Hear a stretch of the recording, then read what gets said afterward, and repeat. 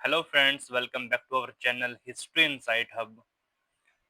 आज हम डिस्कस करेंगे जून 2025 का यूजीसी नेट हिस्ट्री का क्वेश्चन पेपर। और साथ ही आपके लिए एक इम्पोर्टेंट और इंटरेस्टिंग अनाउंसमेंट है कि इस वीडियो के बीच में मैं आपसे एक क्वेश्चन पूछूंगा, और जो भी स्टूडेंट उस क्वेश्चन का सही आंसर देगा, बिल्कुल, और सबसे पहले आंसर देगा। आंसर कहाँ पर देना है? कमेंट में। जो मेरी यूट्यूब वीडियो है उसके कमेंट में ही देना है आपको इसका आंसर। तो उसको मिलेगा 100 रुपये का कैश प्राइज। वो क्वेश्चन वीडियो में कहीं पर भी मैं पूछ सकता हूँ आपसे, तो इसलिए वीडियो को ध्यान से देखें।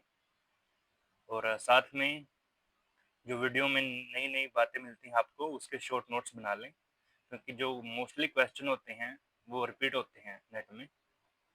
और जो चैनल पर नए हो तो कृपया सब्सक्राइब करें और शेयर करें। तो चलिए दोस्तों, शुरू करते हैं क्वेश्चन नंबर 1 से। फिरोज शाह तुगलक ने दिल्ली में दार उस सफा का विकास किस प्रयोजन से किया था? तो दोस्तों, इसका जो आंसर है वो हो जाएगा सभी के लिए निशुल्क उपचार के लिए। इसका आंसर है सेकंड। Next question. रघुवंश का हरिश्चंद्र काव्यम किस भाषा में लिखित है? तो दोस्तों, इस रचना की जो भाषा है वो है Kannada. Answer number 4। Next question. Bharat सरकार सुशासन अधिनियम 1858 के पुनर्स्थापन और साम्राज्य की घोषणा के बारे में किसने टिप्पणी की थी? संकल्पनात्मक स्तर पर बाहरी के रूप में शासन आरंभ करने वाले ब्रिटिश अपने राजा में भारत की संप्रभुता निहित करके आंतरिक बन गए हैं। तो दोस्तों, ये जो स्टेटमेंट है ये दी थी बर्नार्ड कोहन ने। Next statement, sorry next question. अपनी आत्मकथा अपनी आत्मकथा में महात्मा गांधी अपने ऊपर इस पुस्तक का जादुई प्रभाव इस प्रकार से वर्णित करते हैं। मैं भीड़ में उठा और इस सिद्धांतों को व्यवहार में लागू करने के लिए तैयार था। तो दोस्तों, इस बुक का नाम है अनटू दिस लास्ट, और किसके है? जॉन रस्किन की। Answer is second. Next question.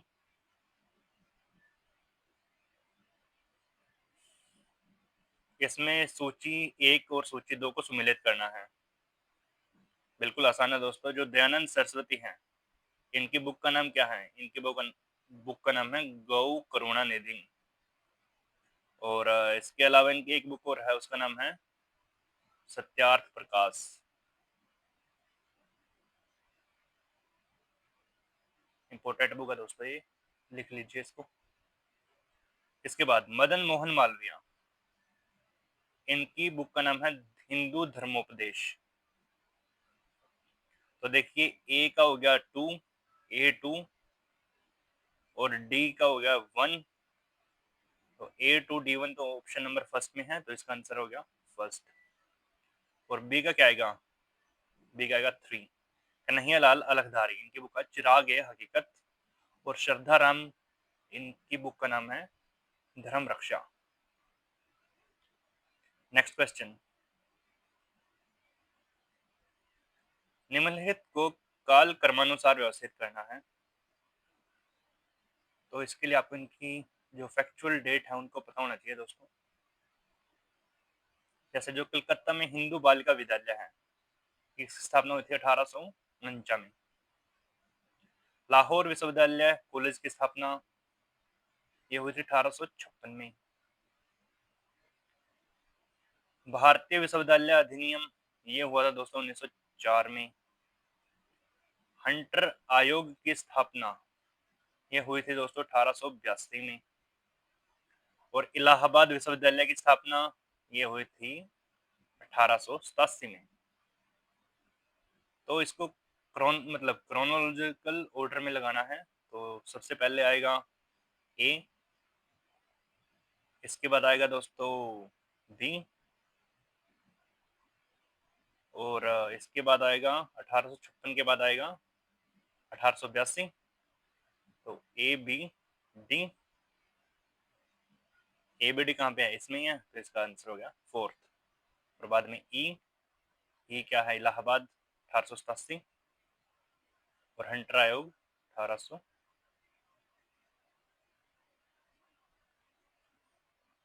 Sorry 1904। ये ई आएगा 1904 लास्ट में। तो आंसर आ जाएगा इसका A B D E और सी सबसे लास्ट, क्योंकि ये सबसे लास्ट में हुआ है भारतीय विश्वविद्यालय अधिनियम कब, 1904 में। Next question, vernacular press act 1878 के बारे में सत्य कथनों को पहचान करें। ओके, तो इसको थोड़ा सा जूम कर लेते हैं। गवर्नर जनरल लॉर्ड लिटन और राज्य सचिव लॉर्ड सेलिसबरी के बीच गोपनीय गठजोड़ का अन्य उदाहरण था। ये स्टेटमेंट दोस्तों थोड़ी सी डाउट में है, ये सही भी हो सकती है और गलत भी। इसका जो मतलब एग्जैक्टली ऐसे स्टेटमेंट कहीं पर मौजूद नहीं है कि उनके बीच में कोई गोपनीय गठजोड़ हुआ था इसके रिलेटेड। लेकिन उस टाइम पर जो सेक्रेटरी ऑफ स्टेट था वो लॉर्ड सेलिसबरी ही था, और गवर्नर जनरल थे लॉर्ड लिटन, जिसने वर्नाकुलर प्रेस एक्ट को पारित करवाया था। तो ये स्टेटमेंट के सही होने के चांस ज्यादा है फर्स्ट। लेकिन जो आंसर की है उसके अकॉर्डिंग ये गलत है दोस्तों फर्स्ट। दूसरे स्टेटमेंट देखते हैं। लिटन ने स्वीकार किया कि यह उपाय नाम मात्र का विधायी और वस्तुतः कार्यपालिका कृत्य था। यह सही है दोस्तों। विधायी परिषद में बहस के दौरान अधिकांश यूरोपीय अनाधिकारिक सदस्यों ने विधायक का विरोध किया था, विरोध नहीं किया था, इसका समर्थन किया था दोस्तों। तो ये स्टेटमेंट गलत है, सी इज इनकोरेक्ट। विधायी परिषद में विधेयक पारित होने के बाद गवर्नर जनरल ने अपने सहमति देने में लंबा समय लिया था। गलत है दोस्तों, ये भी ज्यादा समय नहीं लिया था दोस्तों, उन्होंने बहुत कम समय लिया था और उस पर साइन कर दिया था। वर्नाकुलर प्रेस एक्ट को हाइड्रा बताते हुए लिटन ने इसे एक अकस्मात झटके द्वारा एक्ट के माध्यम से समाप्त करने का इरादा किया था। ये स्टेटमेंट बिल्कुल सही है दोस्तों। तो जो इसका जो आंसर है दोस्तों ये बन रहा है ABE। तो आप इसको फर्स्ट जो ऑप्शन है इसको सही कंसिडर कर सकते हो। ठीक है, तो इसका आंसर है ABE। नेक्स्ट, निम्नलिखित संगठनों को काल क्रमानुसार व्यवस्थित करें। तो इसके लिए भी आपको इनका जो स्थापना का मतलब साल है वो पता होना चाहिए। जैसे आर्य समाज है, आर्य समाज बना 1875 में। कहाँ बना था, मुंबई में। किसके द्वारा, स्वामी दयानंद, स्वामी दयानंद सरस्वती। रहमुनाई मजदायन सभा ये थी 1851 में। किसकी है ये है दादा भाई नारोजी की। प्रार्थना समाज, प्रार्थना समाज बना था दोस्तों 1867 में। किसके द्वारा, आत्मा राव पांडुरंग के द्वारा।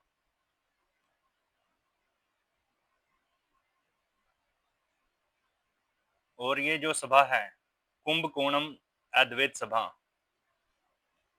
ये कब बनी थी, ये हुई है दोस्तों 1956 में, 1956 में।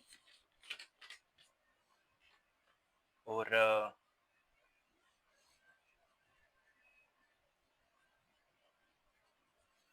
अब बच गया कौन सा, परमहंस मंडली। परमहंस मंडली की स्थापना हुई थी 1849 में। तो अब इनको हमें लगाना है क्रोनोलॉजिकल ऑर्डर में। तो सबसे पहले परमहंस मंडली आएगा इसका आंसर, जो ये 1849 में। और सबसे लास्ट में कौन सी हुई है, सबसे लास्ट में है कुंभकोणम की अद्वैत सभा। तो ए फर्स्ट में आएगा और बी लास्ट में आएगा, तो ये केवल इसी ऑप्शन में दे रखा है दोस्तों, AEDCB, तो आंसर आ गया फोर्थ। नेक्स्ट क्वेश्चन, वावेल योजना और शिमला सम्मेलन के बारे में लिखित में से कौन सा कथन सत्य है? तो इसमें भी सही गलत बताना है हमें।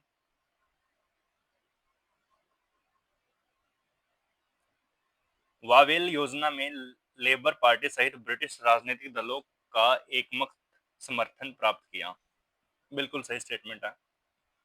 सम्मेलन में सिखों का प्रतिनिधित्व मास्टर तारा सिंह ने किया, ये भी बिल्कुल सही स्टेटमेंट है। मुस्लिम लीग ने प्रस्तावित कार्यकारी परिषद मुस्लिम लीग ने प्रस्तावित कार्यकारी परिषद के लिए नामों की सूची प्रस्तुत करने से मना कर दिया था, ये भी दोस्तों बिल्कुल सही स्टेटमेंट है। वावेल ने कांग्रेस और यूनियनिस्ट पार्टी से एक एक सदस्य और अन्य सदस्य मुस्लिम लीग से चयनित करने का प्रस्ताव दिया, ये दोस्तों गलत है, गलत स्टेटमेंट है दोस्तों। ये वावेल प्लान में ऐसा कोई प्लान नहीं था इसमें। सम्मेलन असफल हो गया क्योंकि कांग्रेस और मुस्लिम लीग दोनों प्रस्तावित कार्यकारी परिषद में बराबर संख्या में मुस्लिम सदस्य चाहते थे, केवल मुस्लिम लीग चाहती थी दोस्तों ये बात, कांग्रेस अगेंस्ट थी इसके, तो ये भी स्टेटमेंट गलत है। तो इसका कौन सा आएगा आंसर? इसका आंसर आएगा ABC, option number third is correct. Next question,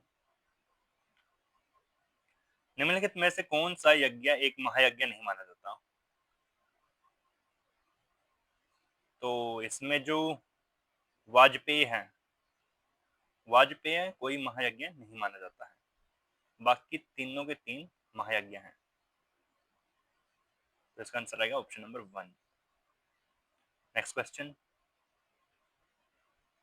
निम्नलिखित को काल कर्मानुसार व्यवस्थित करें। तो दोस्तों इसमें हमें काल कर्म के अनुसार लगाना है इसको, तो देखियो जो मित्र मेला है, मित्र मेला किसका संगठन था? ये था वीर सावरकर का, विनोद दामोदर सावरकर, ठीक है। और इसकी जो रचना है, मतलब सॉरी रचना नहीं कहेंगे, इसका जो ऑर्गेनाइजेशन हुआ था वो हुआ था 1899 में, 1899, ठीक है। और इसके बाद था अभिनव भारत, अभिनव भारत ये भी किसका संगठन था? विनोद दामोदर सावरकर का, और ये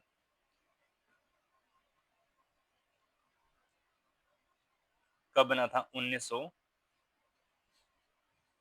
तो जो अभिनव भारत का जो टाइम पीरियड है ये है दोस्तों 1904, 1904 में अभिनव भारत का निर्माण हुआ। उसके बाद आता है मिदनापुर सोसाइटी, मिदनापुर सोसाइटी 1902 में बनी। ढाका अनुशीलन समिति है, ये 1906।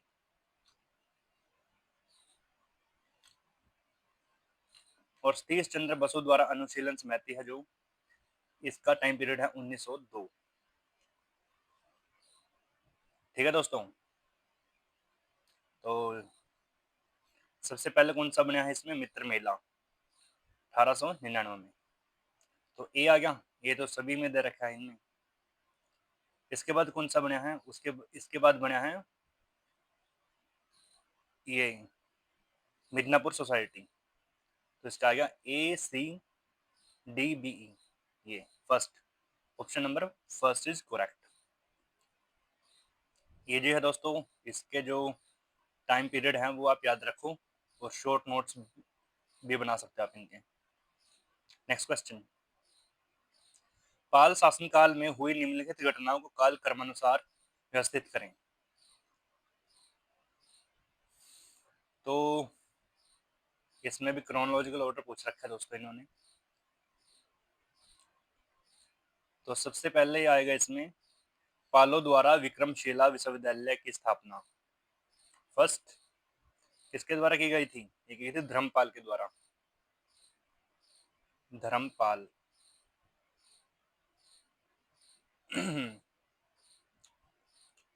इसके बाद आता है फिर स्वर्णद्वीप के राजा द्वारा निर्मित बिहार के लिए पालो द्वारा 5 गांव का दान। इंपॉर्टेंट है दोस्तों ये।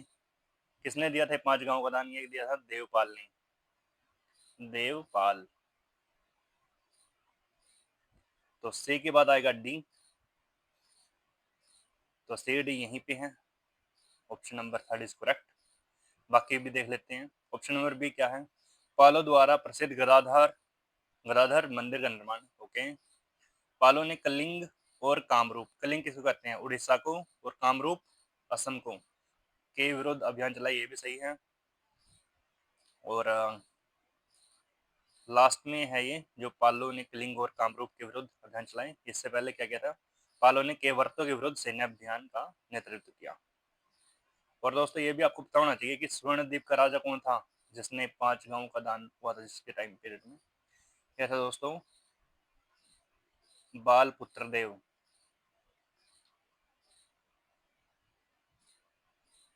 बहुत बार क्वेश्चन पूछा जाता है दोस्तों ये। ठीक है। Next question.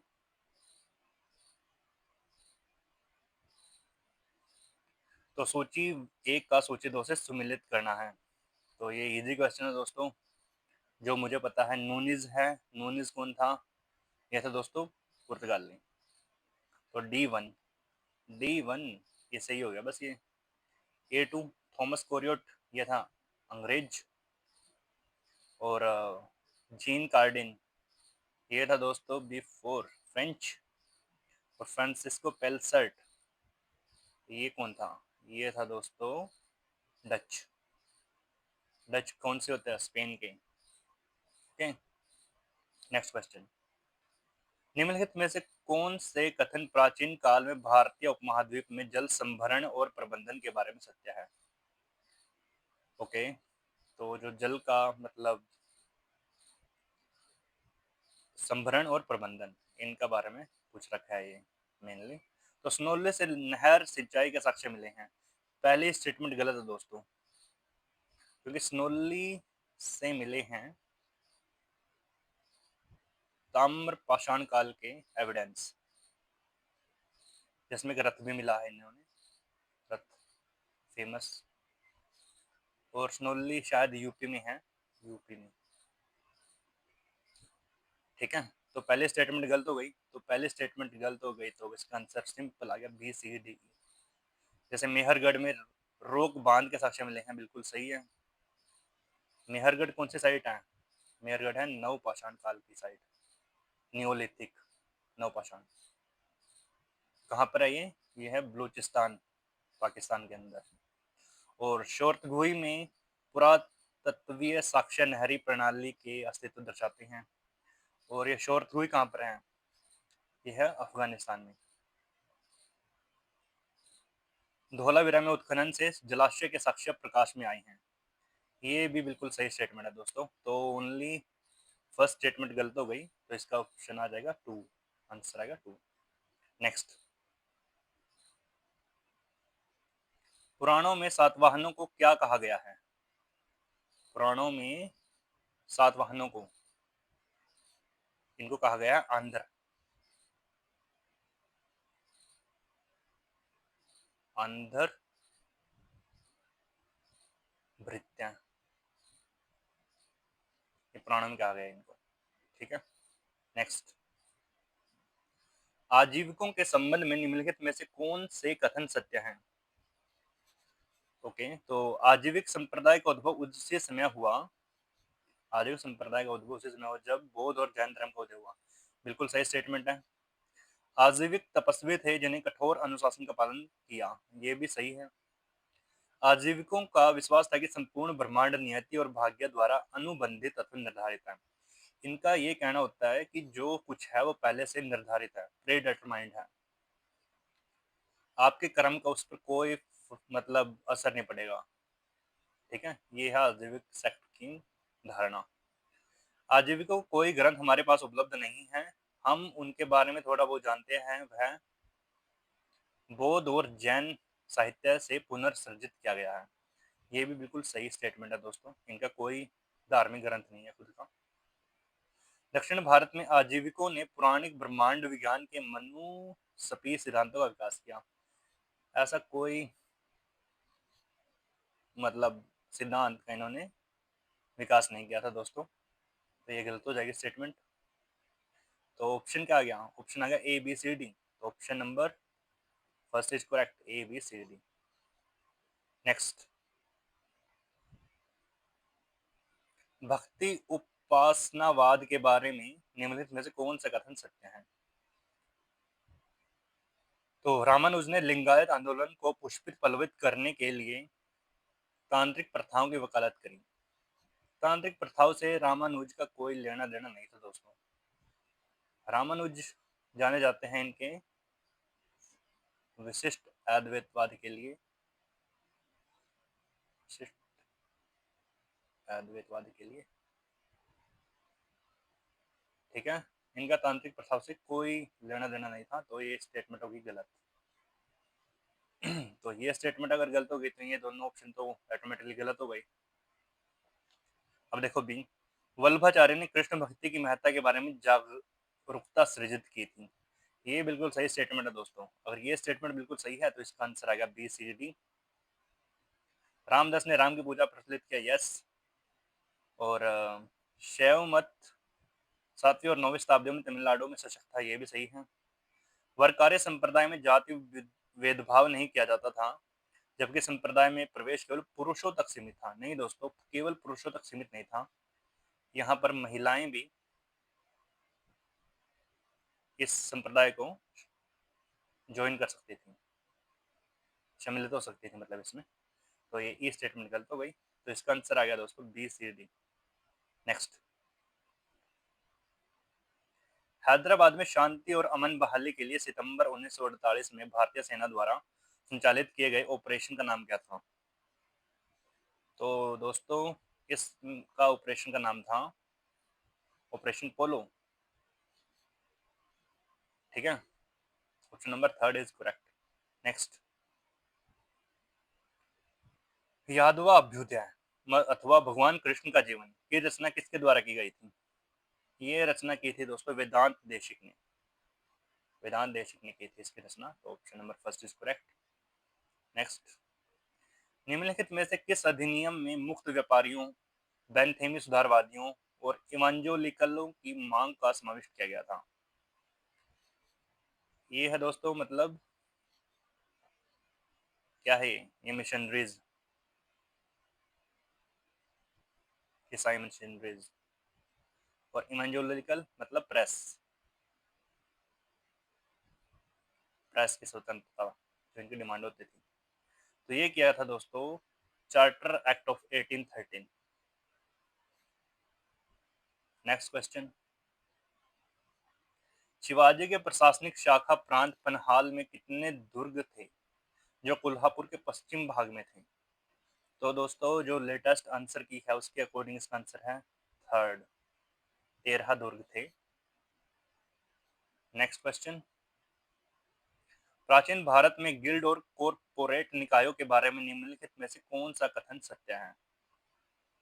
गिल्ड के बारे में है दोस्तों क्वेश्चन। तो श्रेणी दस्तकारी गिल्ड थी, यस।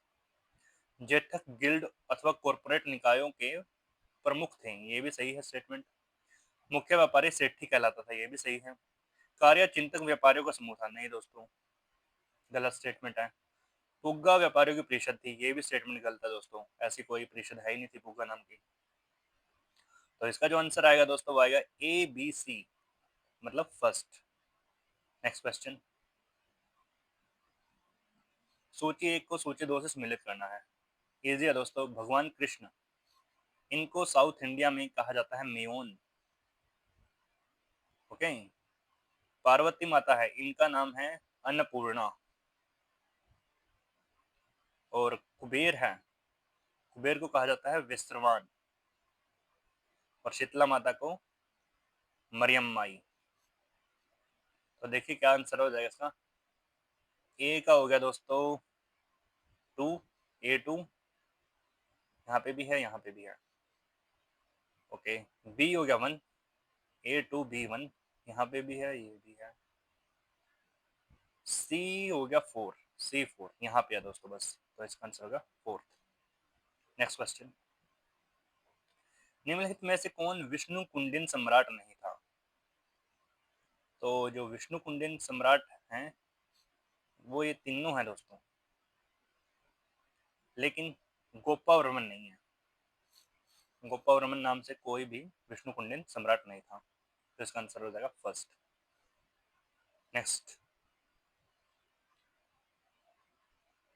तो ये रचनाएं हैं दोस्तों, और इनका मिलान करना में दीनबंधु मित्र किसके लिए जाने जाते हैं? जाने जाते हैं नील दर्पण के लिए। राधा नाथ राय,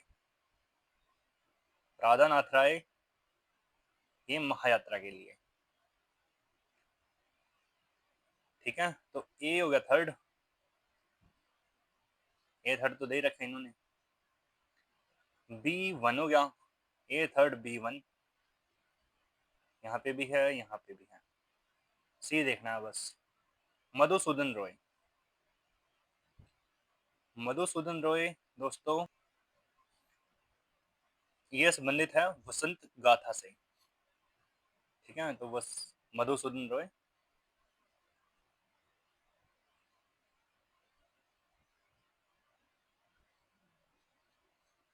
ये हुए दोस्तों वसंत गाथा, तो इसका जो आंसर हो जाएगा वो हो जाएगा फर्स्ट, और D4 Lakshman Lakshman Moreshwar Muktamala. Answer is first. Next question, सूची 1 को सूची 2 से सम्मिलित करना है, तो देखिए इसका आंसर क्या होना चाहिए। पर्सिवल स्पीयर, इन्होंने कहा है कि मनसबदारों को कुलीनों में भी कुलीन, तो ए का आ गया थर्ड, ए का थर्ड आ गया, तो बस आंसर नंबर 4। डगलस स्ट्रेयूसैड, मनसबदारी प्रणाली एक राजनीतिक समझौता थी, बस सही है ये भी। स्टीफन ब्लेक, इन्होंने कहा मुगल साम्राज्य को पितरात्मक नौकरशाही साम्राज्य है। और जैन एफ रिचर्ड्स, इन्होंने कहा है मनसबदारी में इस्लामी कॉर्पोरेट सैन्य प्रणाली की शब्दावली का अनुकरण किया गया था, तो इसका आंसर हो जाएगा 4। नेक्स्ट, शिवाजी के प्रशासन के बारे में निम्नलिखित में से कौन से कथन सही है? शिवाजी राजस्व मुक्त अनुदानों की बजाय नकद वेतन देने को प्राथमिकता देते थे, सही स्टेटमेंट है। उन्होंने मिरासदारों की अवैध लूट खसोट को बंद किया, ये भी सही है। शिवाजी नवीन प्रणाली बनाने की बजाय वर्तमान प्रणाली को सुधारना चाहते थे, ये भी सही है। चौथ भूमि राजस्व का 10वां भाग था, ये दोस्तों कैसे हो सकता है सही? ये तो गलत हो गया, क्योंकि चौथ का मतलब ही 1/4 होता है, और 1/4 मतलब 25%, तो ये स्टेटमेंट गलत हो गई। सरदेशमुखी एक चौथाई भाग था जो मराठा सरदार पर लगाया जाता था, बिल्कुल नहीं, ये एक चौथाई नहीं था दोस्तों, ये था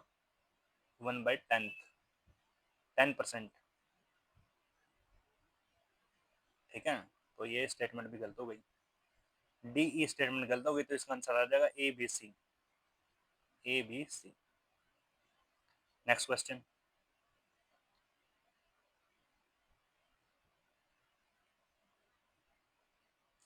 तो इसमें भी सम्मिलित करना है। A history of South India from prehistoric times to the fall of Vijayanagar, ये है दोस्तों किसकी बुक है? ये मोस्टली जो साउथ इंडिया की बुक्स हैं वो लिखी गई हैं K.A. नीलकंठ शास्त्री के द्वारा। ओके, द इंडियन मुसलमान्स, ये किसकी है? ये है W हंटर की। तो A3B1, A3B1, तो आंसर आ गया इसका first. Revolutionaries, the other story of how India one it's freedom, ये है दोस्तों ये अमलेश त्रिपाठी की। C4 मतलब अमलेश त्रिपाठी।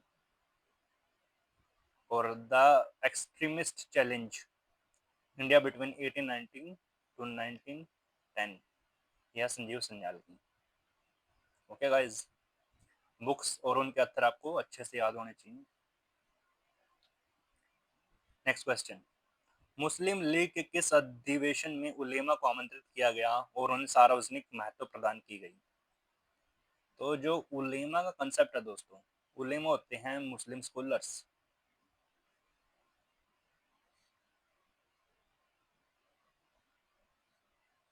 तो आप लॉजिक से भी इसका आंसर निकाल सकते हो कि जो खिलाफत मूवमेंट हुआ था 1919-20 में,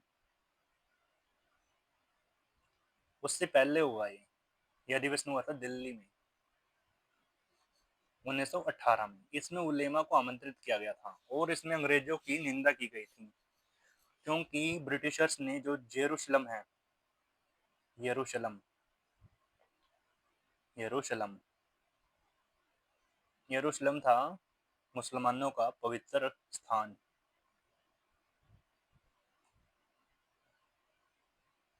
उस पर कब्जा कर लिया था अंग्रेजों ने, ब्रिटिशर्स ने। तो उनके इस काम की निंदा की थी दोस्तों 1918 में, जो दिल्ली में मुस्लिम लीग का सत्र हुआ था।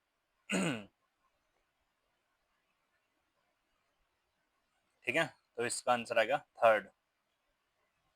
नेक्स्ट क्वेश्चन, बिल्कुल आसान दोस्तों ये तो। जो भगवत गीता है, भगवत गीता किससे संबंधित है? ये है महाभारत से। और महाभारत में कौन से पार्ट से? भीष्म पर्व। और चैप्टर कौन सा है? चैप्टर नंबर 23 से आई थिंक 40 तक भगवत गीता, और पर्व है भीष्म पर्व। ठीक है दोस्तों। सेकंड, हर्षचरित। हर्षचरित किसकी रचना है? बाणभट्ट। किससे संबंधित है? यह है वर्धन वंश के हर्ष राजा से। मिलिंद पन्हु, मतलब कि मिलिंद के प्रश्न, यह है दोस्तों बौद्ध धर्म। और ये संबंधित है बुद्धिस्ट मोंक नागसेन। और इंडो वरिक रूलर था जो, उसका नाम था मेनांडर। ठीक है, इन दोनों से संबंधित है और लिखी गई है किसके द्वारा? नागसेन द्वारा। कौन सी भाषा में लिखी गई है? पाली में। ठीक है, ये भी आपको याद होना चाहिए। नेक्स्ट, पौचर्यम, ये है दोस्तों जैन धर्म से संबंधित। और है क्या ये है जैन वर्जन है ये, किसका? रामायण का। ठीक है दोस्तों, बस ए का 3 हो गया, ए का 3, बी का 4, ये हो गया इसका आंसर थर्ड। नेक्स्ट क्वेश्चन, निम्नलिखित में से किस लेखक ने foreign notices of South India नाम से बुक लिखी है? Foreign notices of South India, यह है दोस्तों के एन नीलकंठ शास्त्री, के ए एन शास्त्री। ठीक है, नेक्स्ट, संस्कृत नाटक स्वप्न वासव दत्ता के लेखक कौन है? स्वप्न वासव दत्ता, इसके लेखक हैं दोस्तों भास। और जो बाकी ऑप्शन दे रखे हैं, कालिदास, इनकी रचनाएं कौन कौन सी हैं? मेघदूत, अभिज्ञान शाकुंतलम।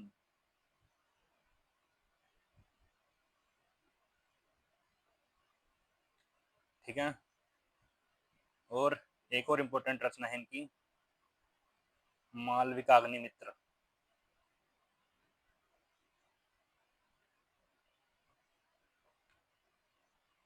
जो किससे संबंधित है? मालविका और अग्निमित्र की लव स्टोरी से। ठीक है जी। भारवी, भारवी की बुक का नाम क्या है? किरतार अर्जुन, किरतार अर्जुन। और भवभूति, भवभूति की जो बुक है उसका नाम है दोस्तों मालती माधव।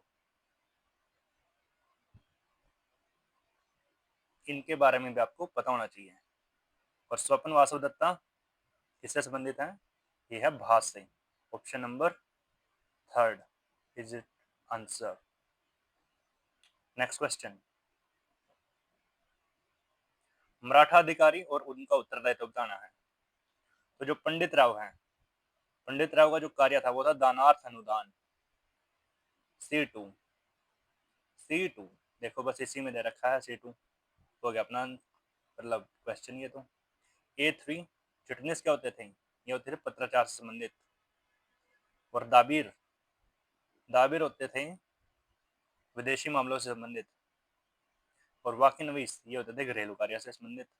तो option number 2 is correct. Next question, निम्नलिखित में से किस स्थान पर शिवाजी की टकसाल थी? शिवाजी की टकसाल कहां पर थी? ये थी दोस्तों रायगढ़ में टकसाल। Option number 2 is correct. Next question, शब्द सोनधार का क्या अर्थ है? सोनधार का अर्थ क्या है? सोनधार का अर्थ है दोस्तों कृषि ऋण। सोनधार मतलब कृषि ऋण। नेक्स्ट, निम्नलिखित में से कौन देवराय 2 के बारे में लिखता है कि इस पश्चातवर्ती राजकुमार के नियंत्रणाधीन 300 पतन थे जिनमें से प्रत्येक कालीकट के समतुल्य था? तो ये जो स्टेटमेंट दी गई है दोस्तों, ये दी है दोस्तों अब्दुल रजाक ने। Question number 4। नेक्स्ट स्टेटमेंट,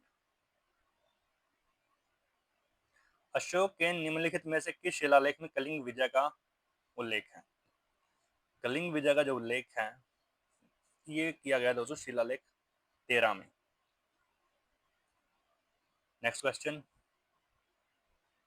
निम्नलिखित में से किसने साप्ताहिक सधर्म प्रचारक शुरू किया था? तो दोस्तों इसका जो आंसर है, इसका आएगा दोस्तों आंसर है जो लाला मुंशीराम। आई थिंक साप्ताहिक सधर्म प्रचारक शुरू एक न्यूज़पेपर था दोस्तों जो लाला मुंशीराम ने चलाया था। नेक्स्ट क्वेश्चन, 15वीं शताब्दी की निम्नलिखित घटनाओं को काल क्रमानुसार लगाना है। तो देखो कौन कौन से हैं जो ये से हैं। गुरु नानक का जन्म, ये तो हुआ था दोस्तों 1469 में। ठीक है।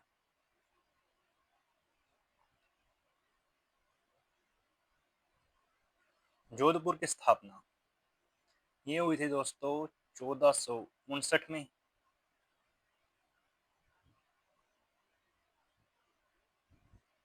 बहमनी राजधानी का गुलबर्गा से बेदर हस्तांतरण, ये हुआ था दोस्तों 1425 में।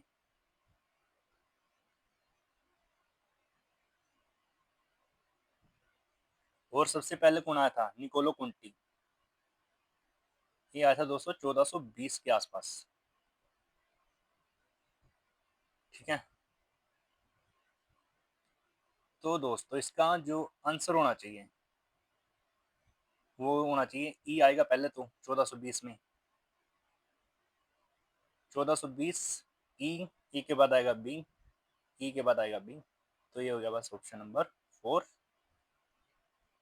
E B.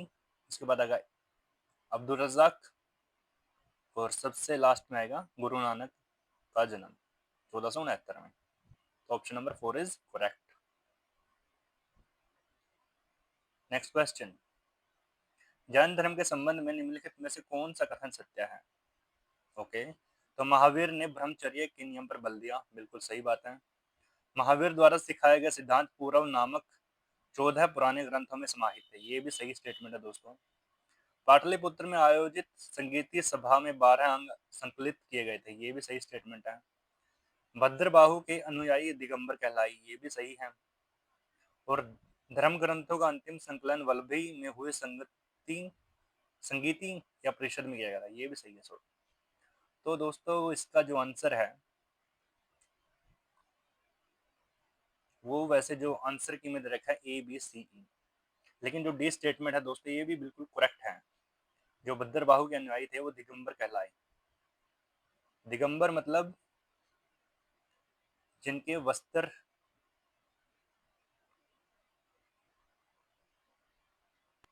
ही आकाश होते हैं, मतलब ये निर्वस्त्र विचरण करते हैं दोस्तों, दिगंबर। और इनके अपोजिट में कौन थे? इनके अपोजिट में थे दोस्तों श्वेतांबर।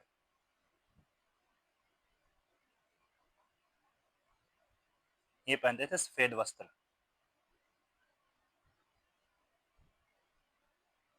ठीक है जी। तो वैसे इसका जो आंसर होना चाहिए वो होना चाहिए दोस्तों ABCDE, पांचों के पांच करेक्ट हैं। लेकिन जो फाइनल आंसर की है उसमें ये दिखा रखा है। ठीक है, तो आप नोट डाउन कर लीजिए इसको। बढ़ते हैं नेक्स्ट क्वेश्चन की ओर। निम्नलिखित में से कौन सी अभिधम्य पेटक के सात पुस्तकों सत प्रकरण में शामिल नहीं है? तो धम्मा संगनी है, कथावत्थु है, ये भी है, उगलापंथी ये भी है दोस्तों। महानिदेश नहीं है दोस्तों, महानिदेश इसमें शामिल नहीं है। बाकी यमक भी है एक। ठीक है, एक विभंग है, एक पथना है, ये भी सत प्रकरण में शामिल है दोस्तों। बस ये नहीं है महानिदेश। Next question. निम्नलिखित में से कौन से कथन सत्य है? दीदारगंज यक्षी मौर्य कला शैली से संबंधित है। बिल्कुल सही बात है दोस्तों। सांची धड़ प्रतिमा प्रख्यात गुप्त मूर्ति है, ये भी स्टेटमेंट बिल्कुल सही है। सुल्तानगंज बुद्ध गुप्तकालीन है, ये स्टेटमेंट भी दोस्तों बिल्कुल सही है। धर्म चक्र मुद्रा में सारनाथ बुद्ध गुप्त मूर्ति कला का नमूना है। बेसिकली ये आर्ट एंड आर्किटेक्चर से पूछा गया क्वेश्चन है दोस्तों। और इसमें जो ऑन मतलब क्वेश्चन सॉरी ऑप्शन नंबर ई है, एलिफेंटा में त्रिमूर्ति शिव गुप्त शैली से संबंधित है, ये गलत हो जाएगा दोस्तों, क्योंकि ये गुप्त शैली से संबंधित नहीं है। ये किससे संबंधित है? ये है चालुक्य राष्ट्रकूट शैली से। ठीक है जी, तो इसलिए ये गलत हो जाएगा। तो इसका जो आंसर आएगा वो आएगा दोस्तों ABCD, option number first. Next, भारतीय परिषद अधिनियम 1861 के बारे में निम्नलिखित में से कौन सा कथन सत्य है? ओके, गवर्नर जनरल परिषद में साधारण सदस्यों की संख्या बढ़ाकर 5 की गई, ये बिल्कुल सही स्टेटमेंट है दोस्तों। विधायक के लिए गवर्नर जनरल परिषद में 6 से कम किंतु 12 से अधिक सदस्य जोड़े गए, ये भी सही है। कोई भी विधेयक विधायी परिषद में प्रस्तुत किया जा सकता था, ये एक एक्सट्रीम स्टेटमेंट है दोस्तों, और ये स्टेटमेंट बिल्कुल गलत है।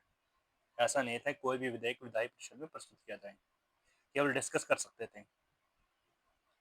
गवर्नर जनरल को आपातकाल में अपनी परिषद की सहमति के बिना अध्यादेश जारी करने की शक्ति थी, जिनकी वैधता अधिकतम 6 माह तक थी, ये स्टेटमेंट बिल्कुल सही है दोस्तों। और गवर्नर जनरल की अनुमति प्राप्त किए बिना विधायी परिषद द्वारा पारित कोई भी एक्ट वैध नहीं होगा, ये स्टेटमेंट बिल्कुल सही थी। तो इसका आंसर क्या आएगा? ABDE, ABDE is correct. Next question. Mahabhashya का लेखक कौन था? महाभाष्य, इसके लेखक थे दोस्तों पतंजलि। और क्या था ये था दोस्तों जो पाणिनि की बुक है अष्टाध्यायी, अष्टाध्यायी, उसके ऊपर एक टीका थी दोस्तों, ये महाभाष्य टीका। ओके, तो नेक्स्ट क्वेश्चन। निम्नलिखित समाचार पत्रों की शुरुआत को कालक्रम के अनुसार व्यवस्थित करें। कर देंगे दोस्तों इसको भी। जो इंडियन ओपिनियन है दोस्तों, ये था दोस्तों 1903 में, 1903 में महात्मा गांधी के द्वारा। मोहनदास करमचंद गांधी, ठीक है। इंडियन सोशोलॉजिस्ट, ये किसका है? ये है दोस्तों श्याम जी कृष्ण वर्मा, SKV। और कब हुआ था ये? 1905 में, ठीक है। अभ्युदय, अभ्युदय दोस्तों ये है किसका? पंडित मदन मोहन मालवीय। और लीडर है दोस्तों, लीडर भी किसका है? ये है दोस्तों, ये भी है पंडित मदन मोहन मालवीय का लीडर भी। और अभ्युदय है जो, ये कब निकला था? निकला था 1907 में। लीडर 1909 में आई थिंक। और सबसे लास्ट में जो निकला है न्यूज़पेपर, वो निकला है दोस्तों यंग इंडिया। यंग इंडिया कब? 1919 में, ठीक है जी। तो देखिए इसका क्या बनेगा। सबसे पहले तो आएगा इंडियन ओपिनियन जो 1903 में निकला है, तो ए आ गया। ये तो तीनों में दे रखा है। ए के बाद आएगा 1905 में ई, ए ई, ए ई दो में है। और इसके बाद आएगा अभ्युदय, ए ई बी। तो इसका ऑप्शन नंबर 2 इज करेक्ट। तो बढ़ते हैं नेक्स्ट स्टेटमेंट की तरफ। एक बात और, जो ये यंग इंडिया है 1919 में निकाला था, ये किसने निकाला था? ये भी निकाला था महात्मा गांधी जी ने, Mahatma Gandhi. Next question. Okay, तो रविन्द्रनाथ टैगोर, रविन्द्रनाथ टैगोर का था दोस्तों इनमें से स्वदेशी भंडार। सरला देवी, सरला देवी का था लक्ष्मी भंडार। तो देखो इनसे निकलता है क्या? बी का हो गया फर्स्ट, दी फर्स्ट, और D3, बी फर्स्ट D3 हो गया ये। A4 सखाराम गणेश देवस्कर, देशेर का था, देवस्कर मतलब देशेर लगा लो। और Aurobindo Ghosh, Aurobindo Ghosh new lamps for old, ठीक है जी। तो option number 2 is correct. Next statement मतलब क्वेश्चन। संपूर्णानंद ने अखिल भारतीय समाजवादी पार्टी का निर्माण प्रस्तावित करने वाला एक पर्चा अप्रैल 1934 में प्रकाशित किया। इसके बारे में निम्नलिखित में से कौन सा कथन सत्य है?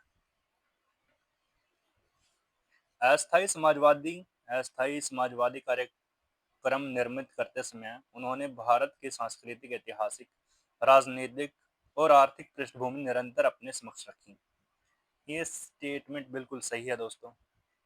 उन्होंने लेनिनवाद का अनुसरण करने का प्रयास नहीं किया, ये भी बिल्कुल सही है।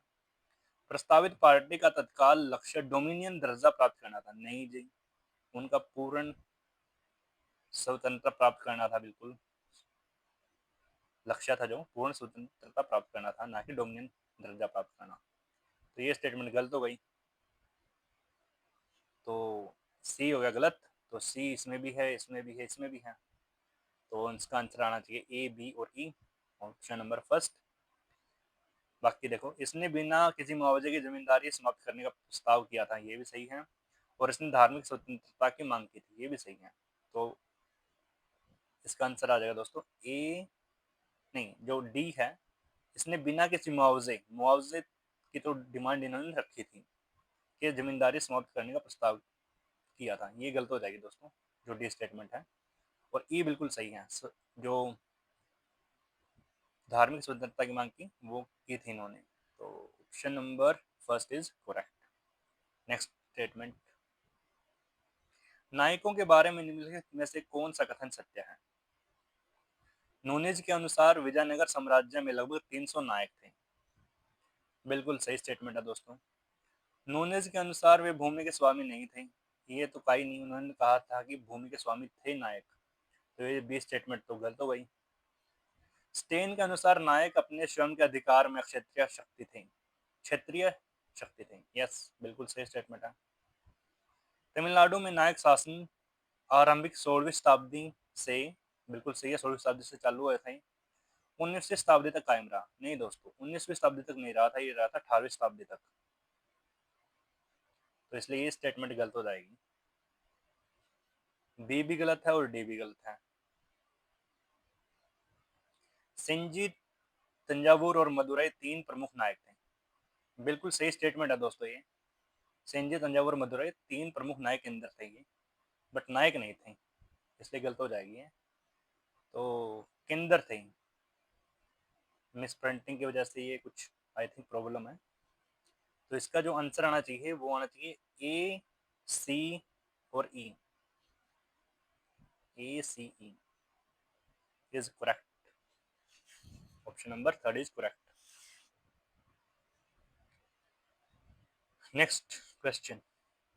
अर्थशास्त्र के अनुसार कुप्याध्यक्ष निम्नलिखित में से किसका प्रभारी था? जो कुप्याध्यक्ष होता था दोस्तों, वो प्रभारी था वन उत्पाद का। ठीक है। Next question. अकबर के शासनकाल में निम्नलिखित घटनाओं का काल क्रमानुसार व्यवस्थित करें। इजी क्वेश्चन है दोस्तों ये, बिल्कुल ही। तो पहले स्टेटमेंट है खानदेश का आक्रमण। खानदेश का आक्रमण दोस्तों ये हुआ था 1577 में, 1577। और आगरा में प्रथम जेसुइट मिशन ये आया था दोस्तों 1580 में। और कौन कौन आए थे इसमें? एक आए थे एक्वा विवा, एक्वा विवा, एक मोन्सरेट, एक आए थे इनमें हेनरिक। हेनरिक, ये 3 प्रकार के, मतलब सॉरी 3 व्यक्ति आए थे इन नामों के जेसुइट मिशन में आगरा में। किसने इनवाइट किया था इनको? अकबर ने। ठीक है जी। और फतेहपुर सिकरी इसकी स्थापना कब हुई थी? इसकी हुई थी 1571 में। और फतेहपुर सिकरी 1571 से 1585 तक अकबर की कैपिटल रही है, कैपिटल। ठीक है दोस्तों। और आगरा में फिच का आगमन, फिच, रोल्फ फिच, ये आया था दोस्तों 1585 में आगरा में। अंग्रेज था दोस्तों ये एक। और कश्मीर का अधिग्रहण ये हुआ था दोस्तों 1586 में। ठीक है। तो अभी देखो, सबसे पहले स्टेटमेंट है खानदेश का आक्रमण 1577 में, तो ए आएगा सबसे पहले। ए आ गया, सही है। इसके बाद आएगा बी 1580 में। और फतेहपुर सीकरी की स्थापना कब हुई थी? 1571 में। तो सबसे पहले तो आएगा फतेहपुर सीकरी की स्थापना, सी। सी आ गया। सी के बाद आएगा खानदेश पर आक्रमण, ए। सी, ए बस इसमें है, तो इसका आंसर आएगा ये। 4th is correct answer. किसके अनुसार बलवंत फड़के को भारत में क्रांतिकारी राष्ट्रवाद का जनक माना जाता है? तो दोस्तों इसका आंसर है आर.सी. मजूमदार। आर.सी. मजूमदार ने सबसे पहले बलवंत फड़के को, वासुदेव बलवंत फड़के को भारत में क्रांतिकारी राष्ट्रवाद का जनक माना है। नेक्स्ट। भारत में निम्नलिखित यूरोपीय यात्रियों की यात्राओं का कालक्रम से व्यवस्थित करें। तो दोस्तों इसमें जो स्टेटमेंट फर्स्ट है खानदेश का आक्रमण, ये कब हुआ था खानदेश पर आक्रमण? ये हुआ था 1577 में।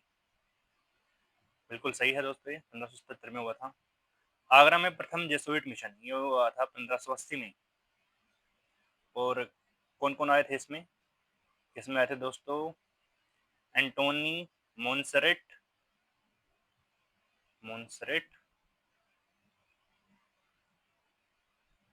एक आए थे इसमें एक्वावीवा, और एक हेनरिक।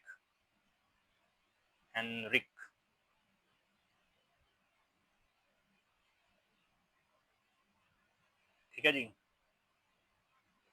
कब आए थे? 1580 में। किसके इन्विटेशन पर? अकबर के। फतेहपुर सीकरी की स्थापना ये हुई थी दोस्तों 1571 में। 1571 से 1585 तक ये राजधानी रही थी अकबर की। ओके।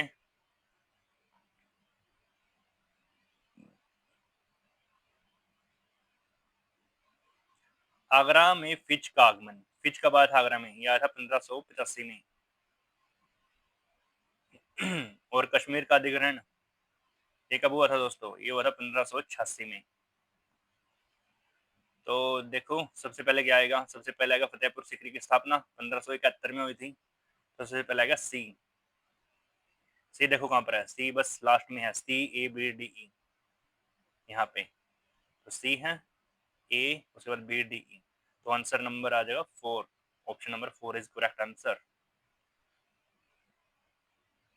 Next question. किसके अनुसार वासुदेव बलवंत फड़के को भारत में क्रांतिकारी राष्ट्रवाद का जनक माना जाता है? तो ये माना जाता है दोस्तों किसके द्वारा? R.C. मजूमदार के द्वारा। कहां से थे ये वासुदेव बलवंत फड़के? ये थे महाराष्ट्र से। नेक्स्ट। भारत में निम्नलिखित यूरोपीय यात्रियों की यात्राओं का कालक्रम से व्यवस्थित करें। बिल्कुल दोस्तों इजी क्वेश्चन है ये। जो राल्फ फिंच है दोस्तों, ये सबसे पहले आए थे। ये आए थे 1583 में। जॉन मिल्डन हल हैं, इसके बाद आए थे जॉन मिल्डन हल, ये आए थे 1602 में, 2 में या 3 में। और विलियम फिंच है दोस्तों, ये आए थे 1608 में। और थॉमस कोरिएट ये 1615 में। और जैन बैप्टिस्ट टैवर्नियर ये आया था 1630 में, सबसे लास्ट। तो ये बिल्कुल सही क्रम दे रखा है इन्होंने। सही नहीं है दोस्तों। रॉल्फ फिच है तो पहला आएगा सी 1583। सी के बाद आएगा ए। तो देखिए सी के बाद आ गया ए, दोनों में है। इसके बाद आएगा बी, सही है। और सबसे लास्ट में आएगा ई बस इसमें है, तो इसका आंसर आ जाएगा 2। Next question. निम्नलिखित में से कौन से कथन 1559 में नादिया मुर्शिदाबाद और पाबना में हुए नील विद्रोह के संबंध में सत्य है? तो दोस्तों इसमें देखियो, इसमें शिक्षित मध्य वर्ग और कुछ यूरोपीय मिशनरियों का हस्तक्षेप देखने को मिला था। बिल्कुल सही स्टेटमेंट है। दीनबंधु मित्रा का प्रख्यात उपन्यास नील दर्पण नील किसानों के दुर्दशा से संबंधित था। नील दर्पण दोस्तों किसने लिखा है? दीनबंधु मित्रा। बिल्कुल सही स्टेटमेंट है। माइकल मधुसूदन दत्ता द्वारा नील दर्पण का अंग्रेजी में अनुवाद किया गया। बिल्कुल किया गया था दोस्तों, ये भी स्टेटमेंट बिल्कुल सही है। रेव जेम्स लॉन्ग ने माइकल मधुसूदन दत्ता के नील दर्पण के अंग्रेजी अनुवाद का प्रकाशन किया। बिल्कुल किया था दोस्तों। सोम प्रकाश और हिंदू पैट्रियोट जैसे समाचार पत्रों ने नील किसानों से जुड़े मुद्दे को कभी नहीं छुआ। ये स्टेटमेंट गलत है दोस्तों। इन्होंने बार बार ये मुद्दे उठाए थे अपने न्यूज़पेपर में आर्टिकल के थ्रू। तो ये स्टेटमेंट गलत हो जाएगी। और ये स्टेटमेंट अगर गलत हो जाती है तो ये सभी ऑप्शन गलत हो गए। Option number first is correct. Next. इसमें सही मिलान करना दोस्तों, राइटर हैं और उनकी बुक है। तो देखियो मुंतखाब उल लुबाब बिल्कुल फेमस बुक है दोस्तों, इसके हैं काफी खान। तो सी का हो गया 1। सी का 1 देखो इसी में है बस, तो अपना आंसर आ गया ये। फुलसत उल तवारिक ये है किसकी? सुजान राय की। रियाज उस सलातीन ये किसकी है दोस्तों? ये है दोस्तों गुलाम हुसैन सलीम। और सियार उल मुतखरिन यह गुलाम हुसैन की। Option 1 is correct. Next question, निम्नलिखित में कौन से कथन पुराण नीति शास्त्र में सही हैं? ओके, पौराणिक देवता अग्नि में आहुति द्वारा पूजे जाते हैं, बिल्कुल सही स्टेटमेंट है। पूर्वजों को तर्पण द्वारा प्रसादित किया जाता है, ये भी सही है। संन्यास वह चरण है जिसमें ज्ञान अर्जित होता है, नहीं जी, संन्यास तो जीवन के अंतिम चरण होता है। ज्ञान अर्जन के लिए कौन सा चरण होता है? ब्रह्मचर्य। ठीक है दोस्तों, वानप्रस्थ त्याग की अंतिम अवस्था का पूर्ण चरण है, बिल्कुल सही बात है जी। वानप्रस्थ के बाद क्या आता है? संन्यास आता है। ब्रह्मचर्य चरण के लिए कोई विशेष नियम नहीं थे, क्यों नहीं थे? बिल्कुल नियम थे और बहुत कठोर नियम थे ब्रह्मचर्य चरण के लिए। तो ये तीनों स्टेटमेंट दोस्तों गलत दे रखी हैं। नहीं, तीनों नहीं है, डी तो सही है दोस्तों, डी वाली स्टेटमेंट तो सही है। सी और ई गलत है, तो इसका आ जाएगा ए, बी और D. First is right answer. Next question, 1780 में आंग्ल मराठा युद्ध के दौरान जब ब्रिटिश ने मालवा पर आक्रमण का निर्णय लिया था, तब कौन सा मराठा नेता बचाव के लिए आया था? तो दोस्तों इसका आंसर है फर्स्ट, महादजी सिंधिया। महादजी सिंधिया आए थे बचाव के लिए। नेक्स्ट क्वेश्चन, चाहमान और चौहानों के बारे में निम्नलिखित में से कौन सा कथन सत्य है? तो देखियो, चौहान शासक विग्रहराज ने चित्तौड़ पर कब्जा किया। कोई डायरेक्ट एविडेंस तो है नहीं दोस्तों इनका, बट ये सही स्टेटमेंट मानी गई है क्योंकि फाइनल आंसर के में इसको सही दिखा रखा है। ओके, विग्रहराज ने तोमर शासकों से दिल्ली का अधिग्रहण किया, ये बिल्कुल सही स्टेटमेंट है। पृथ्वीराज तृतीय ने चंदेलों के विरुद्ध अभियान का नेतृत्व किया, ये भी बिल्कुल सही स्टेटमेंट है। और किसके विरुद्ध किया था? चंदेल राजा परमार्दी देव, परमार्दी देव के विरुद्ध। पृथ्वीराज थर्ड ने मुइजुद्दीन के विरुद्ध युद्ध में भाग लिया, मुइजुद्दीन महमूद घोरी, ये भी सही है दोस्तों।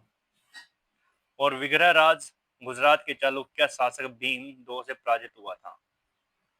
भीम दो का जो शासनकाल है और विग्रहराज का जो शासनकाल है, इसमें दोस्तों लगभग 100 सालों का अंतर है, तो ये स्टेटमेंट बिल्कुल गलत हो गई।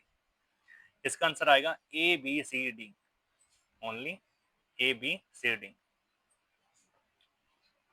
नेक्स्ट क्वेश्चन, निम्नलिखित संगठनों को 1876 से 1885 के बीच गठित किए जाने के अनुसार कालक्रम में व्यवस्थित करें। तो बिल्कुल इजी क्वेश्चन है दोस्तों ये, इसमें आपको बस इनका समय पता होना चाहिए, कब से कब तक ये मतलब संगठन की स्थापना की गई थी। तो जैसे बॉम्बे प्रेसिडेंसी एसोसिएशन है, ये कब बना था? ये बना था 1500 सॉरी, ये बना था दोस्तों 1885 में, Bombay presidency association I think. और ये देखिए पूना सार्वजनिक सभा, ये बननी थी दोस्तों 1870 में, 1870 में। इंडियन एसोसिएशन है, ये हुआ था 1876 में। महाजन सभा, महाजन सभा की स्थापना कब हुई थी? ये हुई थी 1884 में। और इंडियन लीग, इंडियन लीग कब बना है? ये बना है दोस्तों 1875 में। तो देखियो सबसे पहले क्या बना है इनमें, इनमें सबसे पहले जो स्थापना हुई है दोस्तों वो हुई है 1870 में। ठीक है, किसकी हुई है? ये हुई है पूना सार्वजनिक सभा की, पूना सार्वजनिक सभा 1870। तो ये आ गया, तो तीनों में ये पहले हैं। और सबसे लास्ट में क्या बना है? सबसे लास्ट में बना है बॉम्बे प्रेसिडेंसी एसोसिएशन, तो इसका आंसर आ जाएगा डी दे रखा है इनमें सभी में, तो मतलब ऊपर के दो जो ऑप्शन है इनमें सही है। तो पहले आएगा ए 1870, 1870 के बाद 1875 AE इंडियन लीग AE। 1875 के बाद आएगी 1884। 1884 किसका है? ये है महाजन सभा, सी, AEC। तो AECBD ये हो गया बिल्कुल सही। Second option is correct. Next question, 1857 के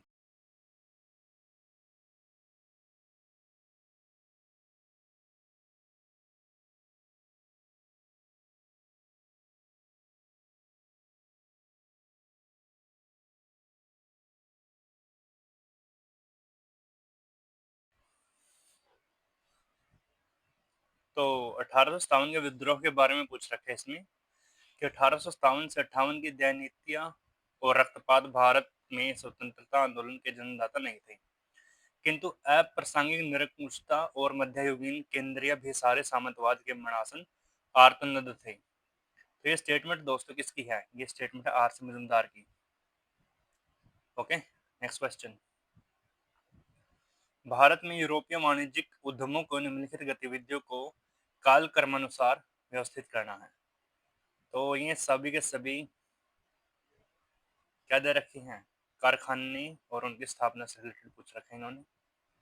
तो इसका इसका जो आंसर होगा वो हम ऐसे करेंगे, जैसे पुलिकट है, पुलिकट में डच कारखाना खोला जाना। पुलिकट कहाँ पर है ये? वैसे यह है दोस्तों तमिलनाडु में, तमिलनाडु में। और यहाँ पर कारखाना कब खुला था? 1609 में। तो सबसे पहला आएगा डी, डी बस एक में दे रखा है, तो ये इसका आंसर हो सकता है। बाकी और भी देखते हो, जैसे जो मसूलीपट्टनम है, इसमें कब कारखाना खुला था? 1611 में।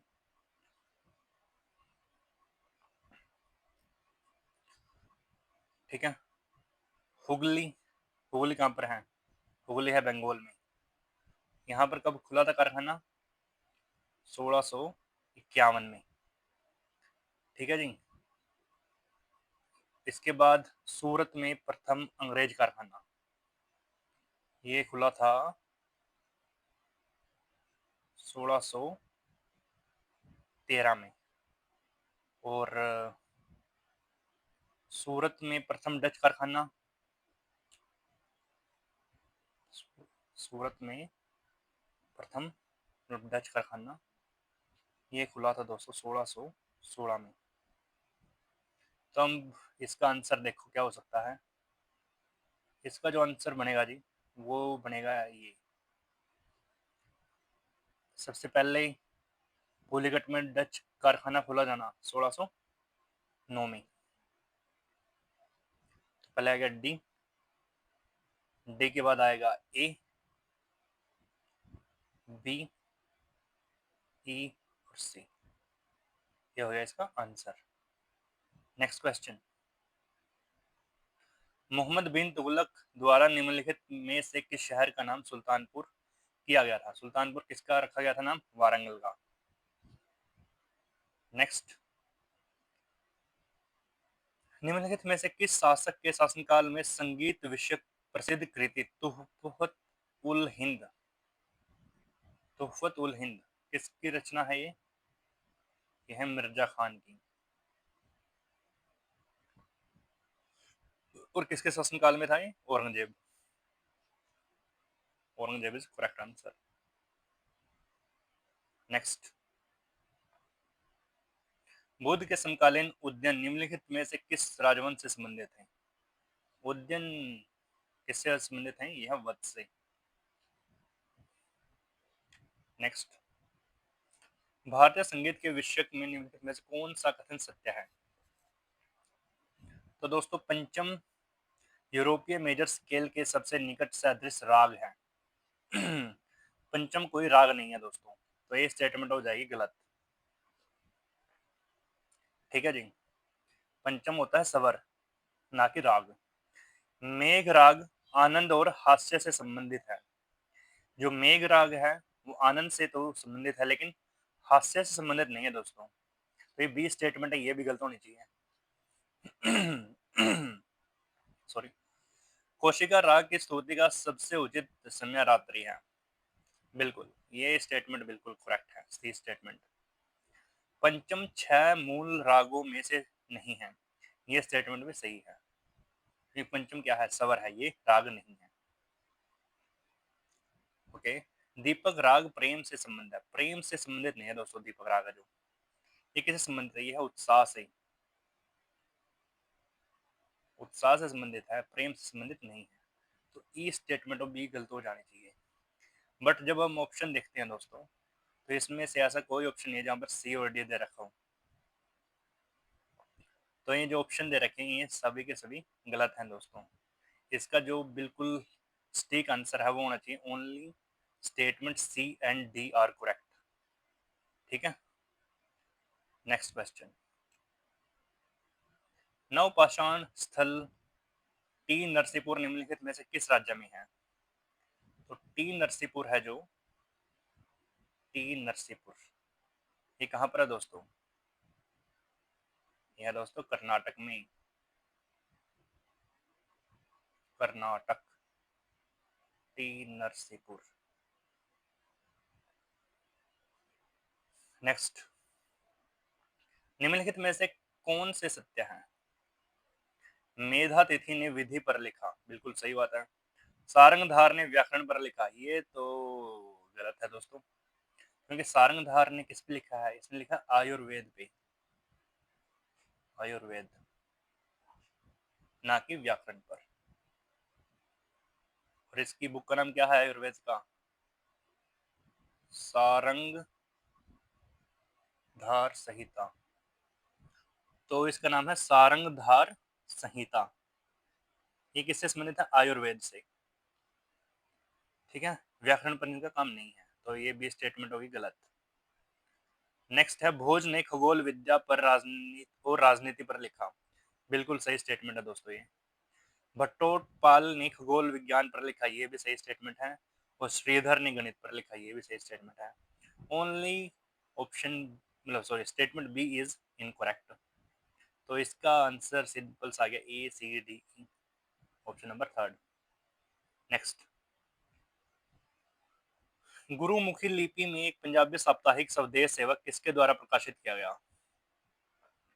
तो ये जो साप्ताहिक स्वदेश सेवक है दोस्तों,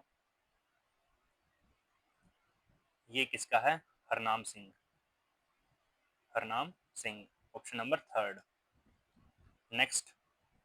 समुद्रगुप्त की प्रयाग प्रशस्ति के बारे में निम्नलिखित में से कौन सा कथन सत्य है?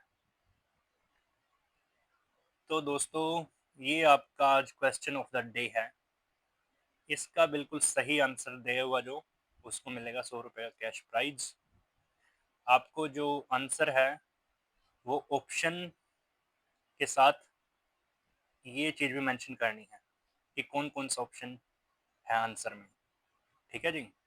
जो भी आंसर हो इसका आपको वो कमेंट बॉक्स में लिखना है, और उसके बाद मैं अनाउंस कर दूंगा जो भी विनर होगा। जिसका पहले कमेंट आएगा सबसे पहले सही आंसर का, वो ही विनर होगा। ठीक है जी। तो बढ़ते हैं नेक्स्ट क्वेश्चन की ओर। कितने कारोबारियों ने बॉम्बे घोषणा पत्र पर हस्ताक्षर किए, जो नेहरू के समाजवादी विचारों के उपदेशों का खुला अभियोग पत्र था? तो ये जो बॉम्बे घोषणा पत्र था, बॉम्बे मैनिफेस्टो,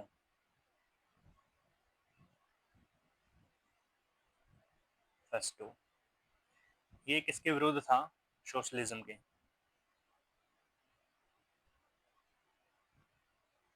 नेहरू जी के समाजवादी विचारों के बिल्कुल विरोध में था ये। और इसमें कितने कारोबारियों ने हस्ताक्षर किए थे? 21। Option number 4 is correct. Next. चोलों से संबंधित निम्नलिखित घटनाओं को काल क्रमानुसार व्यवस्थित करें। तो दोस्तों सबसे पहले तो इसमें आ जाएगा राजा राजेश्वर मंदिर, 1010 के आसपास बना था। तो आ गया ए। उसके बाद राजेंद्र को युवराज घोषित किया गया था, ये किया गया था दोस्तों 1015 के आसपास। बी आ गया। युवराज राजेंद्र ने अपने सेना को पश्चिम चालुक्यों पर आक्रमण करने का आदेश दिया। सी आ जाएगा इसके बाद। और राजेंद्र ने श्रीविजय क्या है? श्रीविजय वर्तमान मलेशिया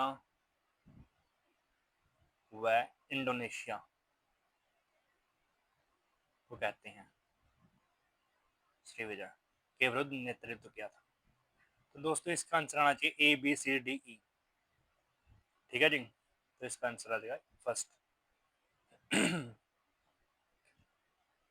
नेक्स्ट क्वेश्चन, रैयतवाड़ी बंदोबस्त से संबंधित निम्नलिखित घटनाओं को काल क्रमानुसार व्यवस्थित करें। ये दोस्तों कुछ अटपटा सा क्वेश्चन है, क्योंकि इसके बारे में कुछ तो जानकारी मतलब उपलब्ध ही भी नहीं है। जैसे ये है जो R.K. पिंगले द्वारा किया गया भूमि सर्वेक्षण, मैंने बहुत सर्च किया इसके बारे में, but I was unable to find about this survey. ठीक है, जो ये बड़ा महल रैयतवाड़ी प्रयोग है, इसका पता चला है दोस्तों 1792 में था। बॉम्बे प्रेसिडेंसी में रैयतवाड़ी प्रयोग की शुरुआत, ये 1820 में हुआ था। जो बॉम्बे प्रेसिडेंसी में रैयतवाड़ी प्रयोग की शुरुआत 1820 में। और मद्रास में 30 वर्षीय बंदोबस्त के साथ सुधरी हुई प्रणाली का सूत्रपात, दोस्तों इसकी जो टाइमिंग बताई जाती है वो भी 1820 बताई जाती है। और मद्रास उत्पीड़न आयोग का प्रतिवेदन, ये 1855 में इसकी रिपोर्ट आई थी मद्रास टॉर्चर कमेटी की। ठीक है जी, तो बी तो सबसे पहले है दोस्तों, इसमें बी आ गया। बी के बाद दिखा रखा है सी कि बॉम्बे प्रेसिडेंसी में रेतवाड़ी प्रयोग की शुरुआत। बी सी, इसके बाद दिखा रखा है ई। तो इसका जो आंसर फाइनल आंसर की में दे रखा है वो दे रखा है ये थर्ड। तो आप खुद भी सर्च कर लेना इसके बारे में। वैसे जो फाइनल आंसर की आंसर है वो है थर्ड, BCEAD। नेक्स्ट क्वेश्चन, सोची एक का सोची दो से मिलान करना है दोस्तों, बिल्कुल आसान है दोस्तों ये तो। इंडिपेंडेंट लेबर पार्टी ये बनाई थी डॉक्टर BR अम्बेडकर ने।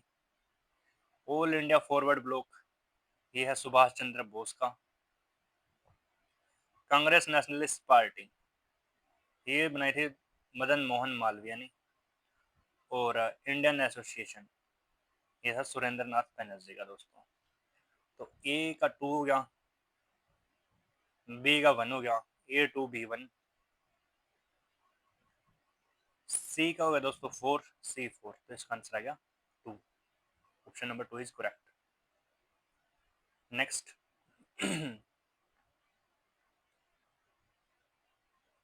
इसमें संस्थापक और संगठन दोस्तों इनका मिलान करना है। G.W. लेटनर, इनका संगठन का नाम था अंजुमन ए पंजाब। ठीक है। आत्माराम पांडुरंग, रिपीट है दोस्तों ये, इसका था प्रार्थना समाज। सत्यानंद अग्निहोत्री, इनका बताया जाता है दोस्तों देव समाज। और तुलसीराम का है राधा स्वामी सत्यानंद व्यास। तो A2, A2, B3, B3, A2, B3 देखो यहाँ पे है बस। इसका आंसर आ जाएगा 4। नेक्स्ट क्वेश्चन, वेदांत सूत्र पर रामानुजाचार्य की टीका जैसे विशिष्ट अद्वैत दर्शन को प्रतिपादित किया कहलाती है। तो दोस्तों ये कहलाती है श्री भाष्य। वेदांत सूत्र पर ये टीका है किसकी? रामानुजाचार्य की, और कहलाती है श्री भाष्य।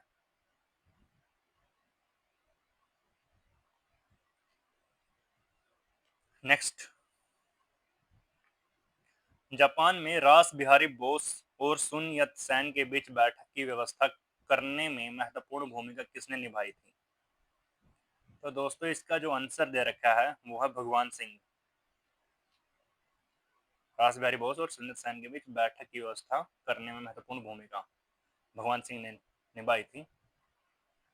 नेक्स्ट, 1921 में देशद्रोह के आरोप पर न्यायालय विचारण के दौरान निम्नलिखित में से किस राष्ट्रवादी नेता ने निम्नलिखित बयान दिया था कि भारत भारतीयों का है, हम स्वतंत्रता की मांग करते हैं कि ब्रिटिश हमारे प्यारे देश पर अपना निरंकुश शासन चला रहे हैं, यह बात सभी जानते हैं। कौन सा ऐसा कानून है जो किसी एक देश को दूसरे देश पर शासन करने का अधिकार देता है? हम पूर्ण स्वतंत्रता से कम कुछ नहीं चाहते। जब तक हम इसे प्राप्त नहीं कर लेते, हम शांति से नहीं बैठेंगे। दोस्तों, इसका जो आंसर, फाइनल आंसर की मैंने रखा, वो है केशव बलिराम हेडगेवर। बट मैंने जब इसके बारे में रिसर्च किया तो ये है दोस्तों मोहनदास करमचंद गांधी का कोट। इसका आंसर आना चाहिए फर्स्ट, बट आंसर की में दे रखा है थर्ड। ठीक है, तो आप देख लियो इसको। नेक्स्ट क्वेश्चन, सूची 1 को सूची 2 से सम्मिलित करें। पुंसवन, पुंसवन जो संस्कार होता है वो किया जाता है पुरुष बालक प्राप्त करने का अनुष्ठान। स्नातक कौन होता है? वह है जिसने स्नान किया है। सीमंतोनयन, सीमंतोनयन होता है दोस्तों गर्भ में बालक की सुरक्षा सुनिश्चित करने हेतु अनुष्ठान, सुनिश्चित करने हेतु क्या गया, अनुष्ठान हो गया दोस्तों ये। और स्नातक वह है जिसने स्नान किया है। तो ए का हो गया 3, A3 B2 C1, इसका आंसर आ गया ये सेकंड। नेक्स्ट क्वेश्चन,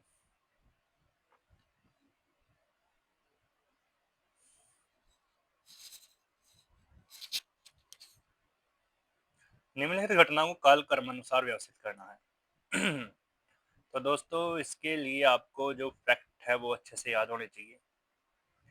ठीक है, तो सबसे पहला है सिंध विजय। सिंध विजय कब हुआ दोस्तों? ये हुआ है 1843 में। ठीक है जी। अवध का अधिग्रहण, ये कब हुआ है? 1856 में। कुर्ग का अधिग्रहण, ये हुआ है 1834 में। और दोस्तों ये जो है द्वितीय आंग्ल बर्मा युद्ध, ये कब हुआ है? ये हुआ है जी 1848 में, 48 या सॉरी 52 में। द्वितीय आंग्ल बर्मा युद्ध हुआ है 1852 में, और ये हुआ है 48 में। 1848 में द्वितीय आंग्ल सिख युद्ध। बस हो गया इसका आंसर अब 4। सबसे पहले हुआ है कुर्ग का अधिग्रहण ब्रिटिश के द्वारा। तो सबसे पहले आ गया ई आ गया। ई के बाद आएगा दोस्तों ए, सिंध विजय 1843 में। फिर है द्वितीय आंग्ल सिख युद्ध, डी 1848 में हुआ जुनसा। और फिर है बी द्वितीय आंग्ल बर्मा युद्ध। और सबसे लास्ट में हुआ है अवध का अधिग्रहण। तो ये हो गया सी। तो EADBC, तो ये हो गया answer number first is correct. Next question,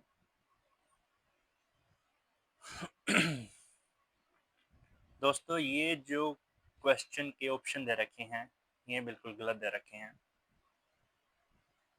ठीक है, जो जहरा बाग है ये किससे संबंधित है? जहां आरा बेगम से। शालीमार बाग है, ये किससे संबंधित है? नूरजहां से। तो शालीमार बनाया था किसने? शायद जहांगीर ने बनाया था और नूरजहां के लिए बनाया था। ठीक है, और साहिबाबाद जो बाग है दोस्तों, तो जो इसके ऑप्शन वगैरह दे रखे हैं आप उनको एक बार अच्छे से देख लियो। लेकिन जो फाइनल आंसर के अनुसार जो इसका आंसर दे रखा है वो दे रखा है इन्होंने थर्ड। जैसे ए का 4 कि राम बाग है, जो राम बाग वो नूरजहां से संबंधित है। बी का दे रखा है इन्होंने 2। जहरा बाग है वो मुमताज महल से। और शालीमार किससे है? अकबर बादी बेगम से। और साहिबाबाद बाग है जो ये दे रखा है दोस्तों इन्होंने जहांआरा बेगम से। तो उल्ट पुल्ट कर रखा है दोस्तों इन्होंने सारा सिस्टम, इसमें जो ऑप्शन दे रखे हैं गलत दे रखे हैं ये सभी। आप खुद भी एक बार रिसर्च करियो इसके बारे में और देखियो क्या होता है इसका।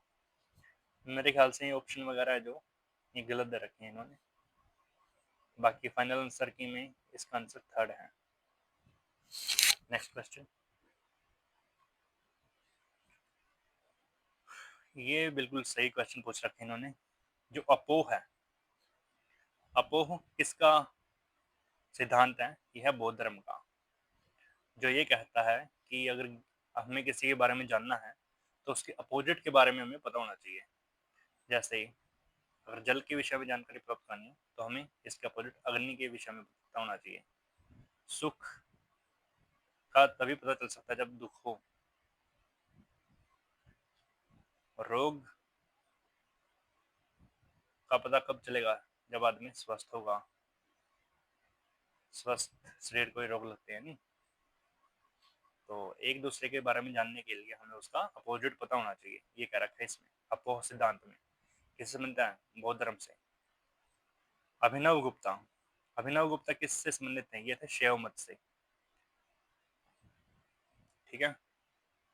श्लाका पुरुष, श्लाघा पुरुष है दोस्तों के जैन धर्म से संबंधित।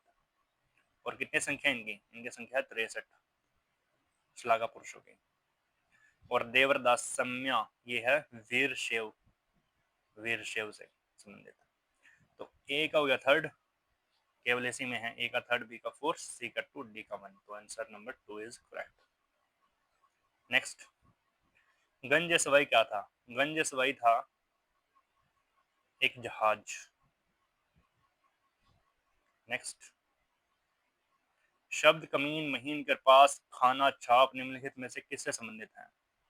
ये दोस्तों वस्त्र से संबंधित है, तीनों के तीनों। नेक्स्ट, देखो कितना अच्छा कोट दे रखा है इसमें। सज्जन व्यक्ति की मित्रता किसी श्रेष्ठ पुस्तक की सुंदरता के समान है। सज्जन व्यक्ति की मित्रता किसी श्रेष्ठ पुस्तक की सुंदरता के समान है कि वह अपनी ताजगी नहीं खोती है, बल्कि प्रत्येक गुजरते दिन के साथ बढ़ता आनंद प्रदान करती है।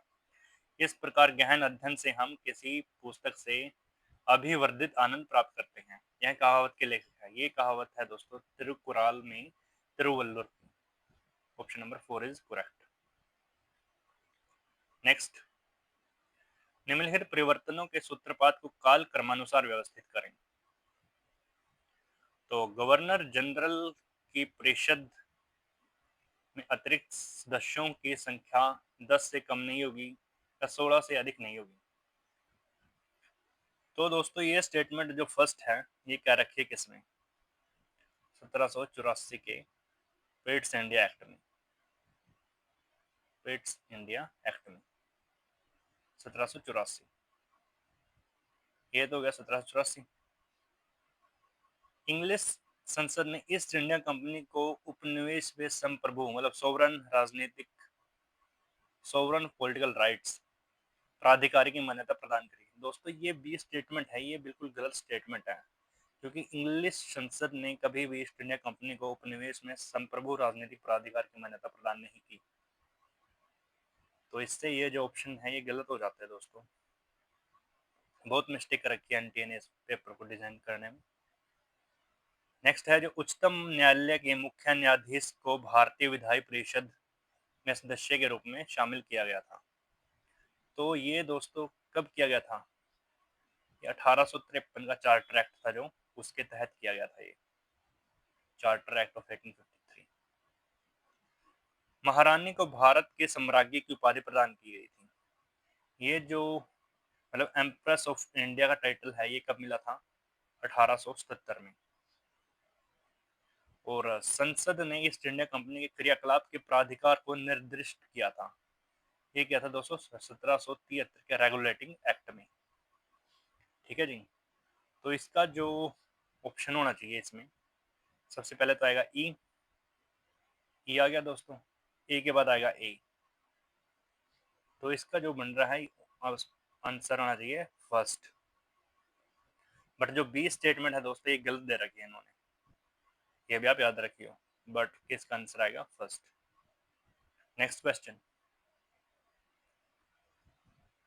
स्वतंत्रता पूर्व अवधि में हिंदू महासभा और इसके नेताओं द्वारा उपदेशित किए गए पुनरुत्थान के विचारों के संबंध में निम्नलिखित में से कौन सा सत्य है? तो संगठन और इसके नेताओं ने हिंदुओं के भौतिक विनाश और संख्यात्मक कमी की ओर ध्यान आकर्षित किया। बिल्कुल सही स्टेटमेंट है। एम आर जयकर ने मापला दंगों को भारतीय राष्ट्रवाद का काला अध्याय कहा, हालांकि उन्होंने हिंदुओं को संगठित करना सिखाया। ये भी सही है दोस्तों। 1929 में हिंदू महासभा के सूरत अधिवेशन में हिंदुओं से अहिंसा अपनाने और स्वराज प्राप्ति के लिए गांधीवादी रीतियों का अनुसरण करने का आह्वान किया। बिल्कुल गलत स्टेटमेंट है। इन्होंने अपोज किया था अहिंसा के सिद्धांतों का। ठीक है जी। तो इसलिए स्टेटमेंट गलत हो गई। बी एस मुंजे ने central Hindu military education society की स्थापना की थी। बिल्कुल की थी। और बी एस मुंजे सैनिक विश्वविद्यालय शुरू करने के प्रयास निधियों की कमी के कारण असफल हुए। ये गलत स्टेटमेंट है दोस्तों। तो ए बी और डी इसका आंसर आएगा 2। ए बी और डी। नेक्स्ट। निम्नलिखित में से किसने लंदन में इंडियन होम रूल सोसाइटी की स्थापना की थी? तो ये कब की थी? 1905 में। किसने? श्यामजी कृष्ण वर्मा ने। Next question. निम्नलिखित परमार शासकों को उनके शासनकाल के अनुसार काल कर्मानुसार व्यवस्थित करें। कर देंगे दोस्तों इसको। सबसे पहला है कृष्णराज। सी देखो हो गया बस। सी ए डी बी ई सी। इसके बाद सियाक हर्ष। उसके बाद भो ये वाकपति मुंज। और फिर आ गया ये सिंधुराज और लास्ट में आएगा Bhoj. Next. Imperial Bank of India किस वर्ष अस्तित्व में आया? तो आया था दोस्तों 1921 में, जनवरी 1921। नेक्स्ट। निम्नलिखित में से कौन से कथन सत्य है? ओके। विष्णुगुप्त एक पल्लव राजा था। बिल्कुल था। कीर्तिवर्मन एक चालुक्य शासक था। ये भी सही था। यशो विग्रह एक कलचुरी शासक था। ये तो दोस्तों गलत है, क्योंकि यशो विग्रह कलचुरी नहीं था दोस्तों। कौन था ये? गहडवाल था ये। गहडवाल किंग था एक। इंद्र एक राष्ट्रकूट राजा था। ये सही है दोस्तों। और सिम्हा विष्णु एक पल्लव राजा थे। ये भी सही है। तो सी स्टेटमेंट इज इनकरेक्ट। तो सी ये आंसर आ गया A B D E, option number third. Next. ये दोस्तों इन्होंने एक पैराग्राफ दे रखा है, पैसेज दे रखा है। और मतलब आश्चर्य की बात यह है कि इस पैसेज से ज़्यादा जो भी क्वेश्चन पूछे जाते हैं उनके आंसर आप इनसे नहीं ढूंढ सकते। नो। आपको पहले से उनके बारे में नॉलेज होनी चाहिए। इक्का दुक्का क्वेश्चन हो सकता है इसमें से निकल जाए, बट मोस्टली क्वेश्चन आपको खुद पता होने चाहिए। तो ये पूछ रखा है ये अनुच्छेद निम्नलिखित में से किस मंदिर को संदर्भित किया जा रहा है? तो ये दोस्तों ये कह रहा है एलोरा के कैलाशनाथ मंदिर को। नेक्स्ट। इस मंदिर के संबंध में निम्नलिखित में से कौन सा कथन सत्य है? भारत में द्रविड़ शैली के मंदिरों में सबसे बड़ा गोपुरम इस मंदिर में स्थित है। नहीं दोस्तों, द्रविड़ शैली के जो मंदिर हैं उसमें सबसे बड़ा गोपुरम कहाँ पे है? वो है राजा गोपुरम। राजा गोपुरम। और श्रीरंगम जो मंदिर है, श्रीरंगम टेम्पल है जो सा तमिलनाडु में, उसका गोपुरम सबसे बड़ा है, ना कि इसका। तो ये स्टेटमेंट होगी गलत। सभी द्रविड़शाली मंदिरों का सबसे बड़ा मंडप इस मंदिर में स्थित है। ये भी गलत है दोस्तों, क्योंकि जो सबसे वन ऑफ द लार्जेस्ट मतलब मंडप है वो कौन सा है? हम्पी का। हम्पी में विरूपाक्ष जो टेम्पल है उसका जो मंडप है वो बड़ा है। इसका नहीं है। ये स्थल के स्मारक जहां मंदिर स्थित है यूनेस्को विश्व विरासत स्थलों में सूचित किया गया है। बिल्कुल सही स्टेटमेंट है दोस्तों, थर्ड इज करेक्ट स्टेटमेंट। इसको मतलब यूनेस्को साइट घोषित किया गया है, तो इसका आंसर आ जाएगा third, option number third. Next, निम्नलिखित में से किसने वहां वर्णित मंदिर का निर्माण किया था? तो दोस्तों ये क्या था, कृष्ण फर्स्ट ने। ठीक है जी। नेक्स्ट,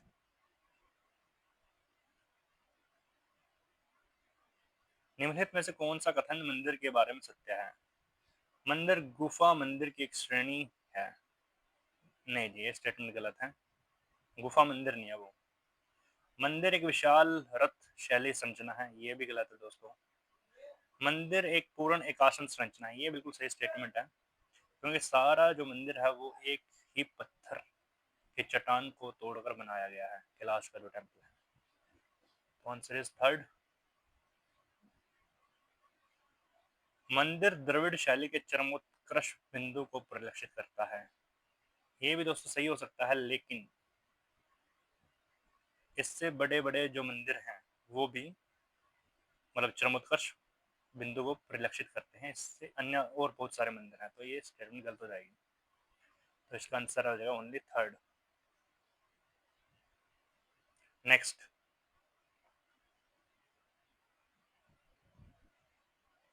निम्नलिखित में से कौन सा कथन सत्य है? यहाँ उल्लेखित मंदिर के अलावा बौद्ध जैन संरचनाएं भी ऐतिहासिक स्थल पर स्थित थी, ये बिल्कुल सही स्टेटमेंट है दोस्तों, तो option number first is correct. Second देखो, मंदिर के गर्भगृह में कैलाश पर विराजमान शिव की विशाल एकाश्म छवि स्थित है, ये स्टेटमेंट गलत है जी, क्योंकि वहां पर क्या है, भगवान शिव का शिवलिंग है, शिवलिंग होता है जैसे ये ये है जी वहां पर गर्भगृह में भोलेनाथ का।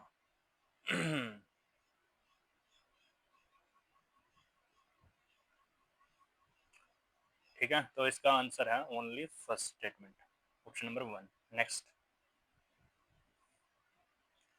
पुस्तक एंशियंट विजडम के लेखक कौन है? तो इसके लेखक हैं जी एनी बेसेंट। नेक्स्ट, किसने कहा था मैं ऐसे राष्ट्र से संबंधित होने में गौरवान्वित महसूस करता हूं जिसने पृथ्वी के सभी धर्मों के उत्पीड़ितों एवं सभी राष्ट्रों के शरणार्थियों को आश्रय दिया? ये कथन है दोस्तों स्वामी विवेकानंद का। और कहां पर कहा था इन्होंने कथन? शिकागो में जब धर्म सम्मेलन हुआ था एक विश्व के धर्मों का, उस दौरान अपनी स्पीच में स्वामी विवेकानंद ने ये कथन कहे थे। ठीक है, तो answer is third option. Next,